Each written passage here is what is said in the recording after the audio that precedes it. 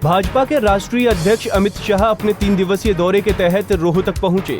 रोहतक के तिलियार में शाह ने 3 चरणों में पार्टी के कार्यकर्ताओं, नेताओं और पदाधिकारियों की बैठक की। इस दौरान उन्होंने 2019 विधानसभा चुनाव को लेकर गुरु मंत्र भी दिया और कार्यकर्ताओं में जोश फूंकने की कोशिश भी की।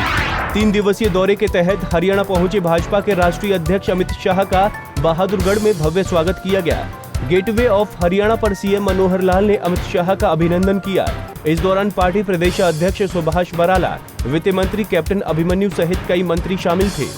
अमित शाह के हरियाणा दौरे पर विपक्ष ने सरकार पर जोरदार हमला बोला है। इनेलो प्रदेश अध्यक्ष अशोक अरोड़ा और कांग्रेस नेता भूपेंद्र सिंह हुड्डा ने शाह के दौरे पर सवाल उठाए। अरोड़ा ने कहा कि राष्ट्रीय अध्यक्ष के लिए पूरी सरकार और सारी पुलिस रोहतक में लगा देना जायज नहीं है। रोहतक में अमित शाह के दौरे को लेकर कांग्रेसी नेताओं ने तंज कसे। रादौर में मीडिया से बातचीत करते हुए यूथ कांग्रेस के प्रदेश प्रधान अमित कुंडू ने कहा कि 2019 चुनाव में भाजपा की हार तय है। उन्होंने कहा कि अब मोदी और शाह जितने मर्जी चक्कर लगाएं, भाजपा को जिता नहीं सकते।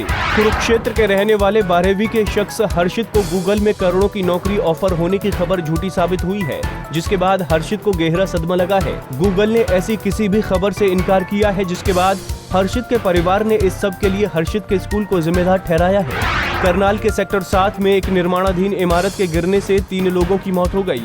भारी बारिश की वजह से इमारत की नींव कमजोर हो गई, जिसकी वजह से वो भरभरा कर गिर गई। मलबे में दबने से 3 लोगों की मौत हो गई, जिनमें एक बच्चा भी शामिल है। पलवल के सराय गांव में भरी पंचायत में एक शख्स ने अपने ही ससुर की पिटाई कर दी। आरोपी के खिलाफ दहेज को लेकर पंचायत हो रही थी, लेकिन इसी दौरान हंगामा बढ़ गया और आरोपी ने अपने ससुर को जूतों से पीट दिया। 2 दर्जन आरोपियों पर पुलिस ने केस दर्ज कर लिया है। रोहतक में 2 ज्वेलरी की शोरूम में 2 महिलाओं ने चोरी की वारदात को अंजाम दिया। महिलाएं खरीदारी के बहाने शोरूम में दाखिल हुईं और फिर बड़ी चालाकी से लाखों के गहने छुपाकर फरार हो गईं। हालांकि तीसरी दुकान में दाखिल होते ही महिलाएं पकड़ी गईं और अब दोनों पुलिस की हिरासत में हैं। अंबाला के पिलखनी गांव में जमीनी विवाद के चलते जमकर गोलीबारी हुई। फायरिंग में 4 युवक घायल हुए हैं, जिनमें से 2 को चंडीगढ़ पीजीआई रेफर कर दिया गया है। गोलीबारी की वारदात कैमरे में कैद हो गई, जिसके बाद से गांव में दहशत का माहौल है।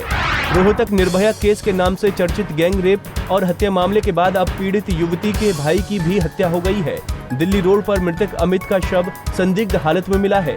परिजनों ने पास के एक गांव में कुछ लोगों पर हत्या का आरोप लगाया है। Bureau report, Punjab Kesari TV.